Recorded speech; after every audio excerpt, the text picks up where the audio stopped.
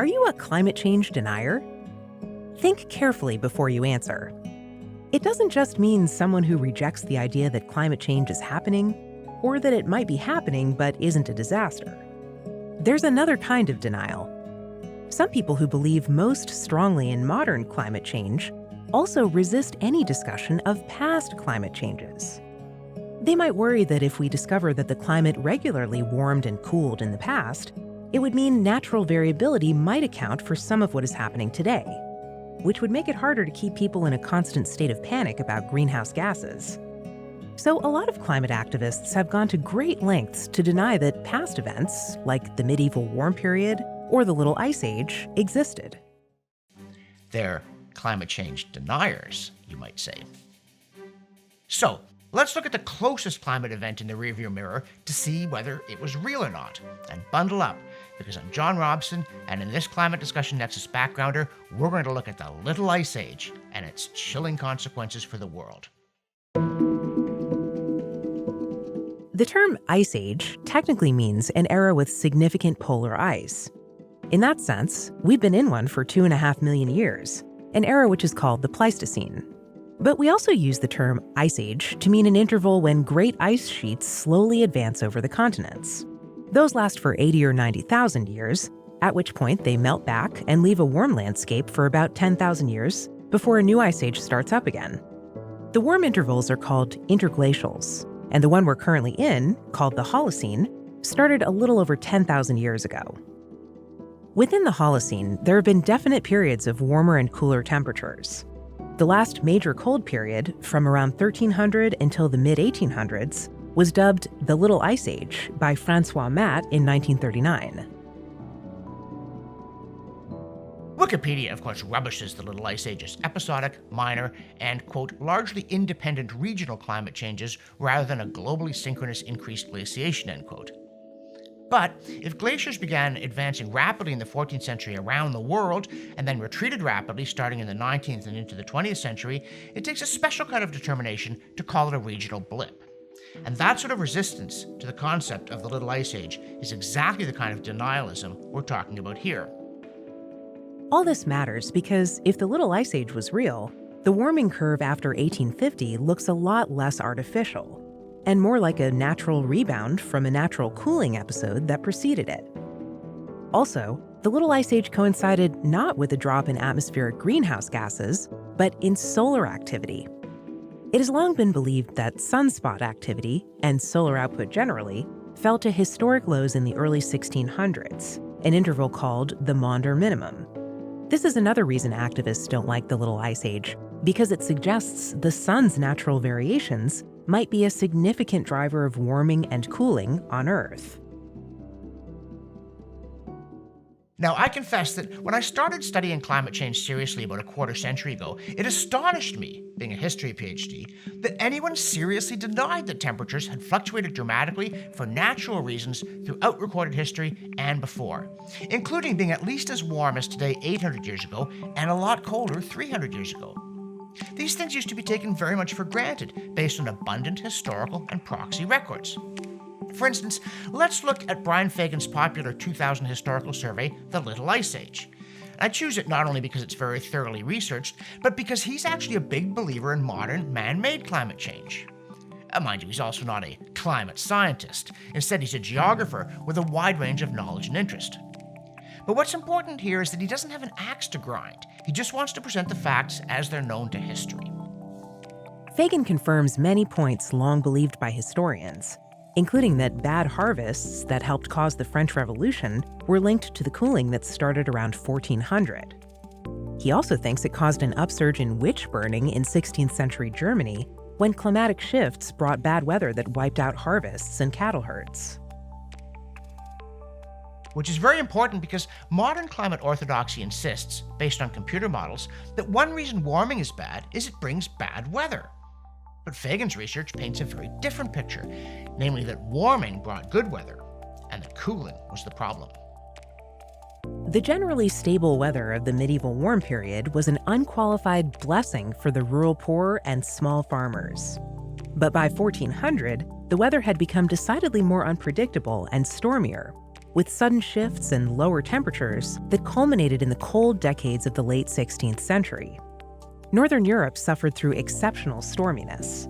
The great gales of August 1588 destroyed more of the Spanish Armada fleet than the combined guns of English warships.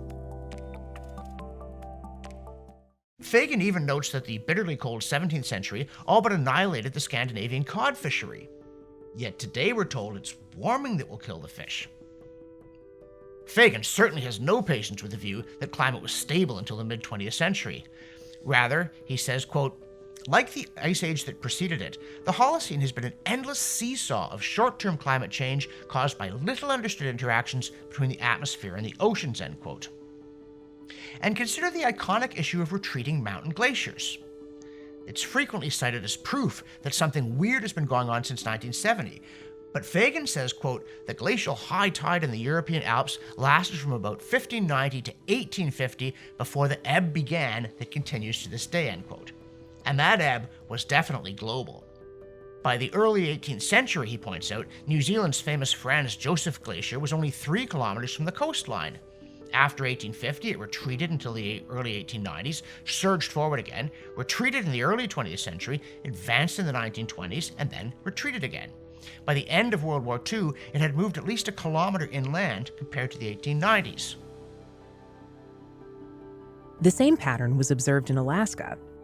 In 1923, Professor William Cooper of the University of Minnesota published research showing that Glacier Bay was completely encased in ice when Captain Vancouver reached it in 1794.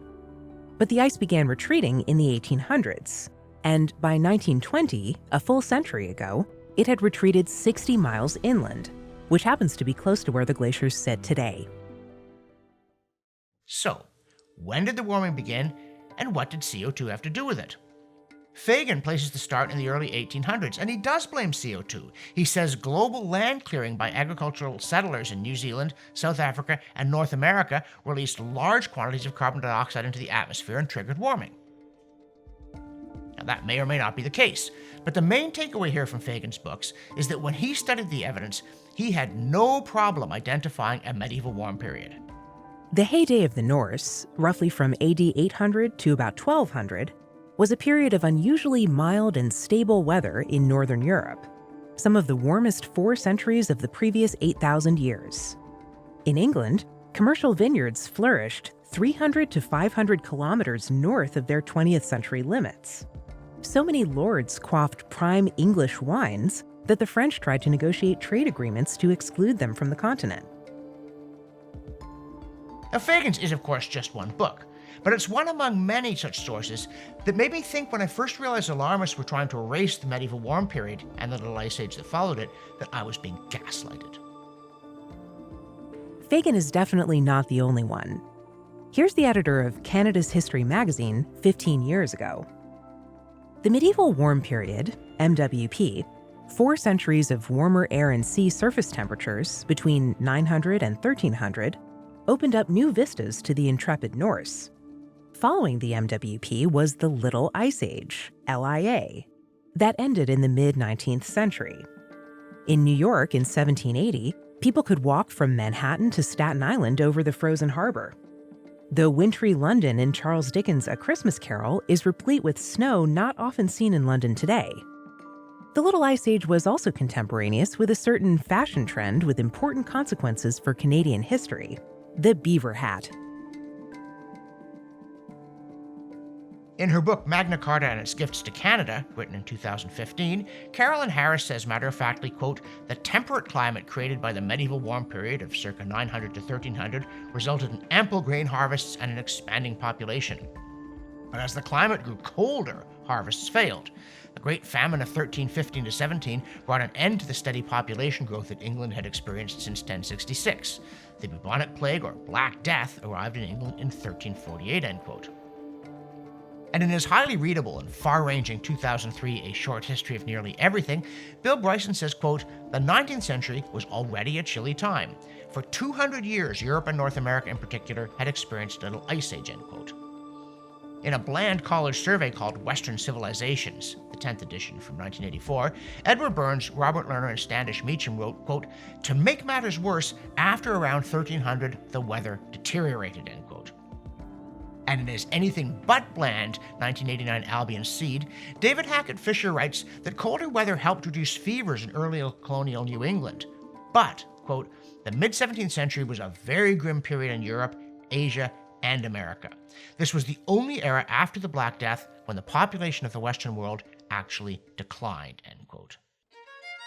A news story in 2003 even reported that the secret of the Stradivarius violin was an extended period of long winters and cool summers in Italy that began in the mid-1400s, and which, by the 1600s, resulted in the growth of unusually dense alpine spruce, which Antonio Stradivari and his contemporaries found was perfect for making violins. The Ice Age reached its coldest point during a 70-year period from 1645 to 1715 known as the Maunder Minimum, which was named after a 19th century solar astronomer, E.W. Maunder, who documented a lack of solar activity during the period. And on it goes, including that bit about the sun. Indeed, in his landmark 1997 survey, Guns, Germs, and Steel, Jared Diamond wrote, quote, "No historian, and probably not even a modern climatologist, could have predicted the Little Ice Age," end quote, to which I say no, and nor, I once thought, could anyone have predicted its demise. So where's the evidence that it was real? Apart from agricultural records and proxies from tree rings to dripstone isotopes to violins, to Daniel Defoe's 1704 edited collection of eyewitness accounts, The Storm, Fagan observes that evidence is preserved in artistic masterpieces, such as Peter Bruegel the Elder's Hunters in the Snow, painted in 1565, Abraham Hongis's 1676 painting of hunters chasing a fox on the frozen Thames in London, and Thomas Wyke's 1684 painting of a large fair on the frozen Thames, complete with merchants' booths, sleds, and ice boats, an event which went on for weeks. Such carnivals happened every winter in London until the mid-19th century. As for it being regional, a region that includes Europe, North and South America, China, and New Zealand eventually starts to feel kind of global, especially since there's also recent evidence of the Little Ice Age in Antarctica as well. So the real question is, how could anyone have the gall to deny it? The evidence clearly shows that the Little Ice Age happened, and that means what we should be discussing is what caused it to start and to end, and whether those famous computer models can predict it even after the fact, and whether it's one natural cycle among many, and if so, what caused the others. It's an inconvenient truth, because if we see a natural warming between, say, 1800 and 1900 that's as fast as any warming from 1900 to 2000, what grounds could possibly exist for saying around the time Queen Victoria died, nature passed the baton to Henry Ford? And if the sun is the culprit in the Little Ice Age, isn't solar activity important today? And another biggie, if cooling demonstrably brought worse weather in the past, what grounds exist for thinking warming would do so today? There's a lot to see here, folks. But it starts with a key question. Did the Little Ice Age exist? Because if so, any theory that says it didn't is in a heap of trouble. For the Climate Discussion Nexus, I'm John Robson, and that's our backgrounder on the very real, very cold Little Ice Age.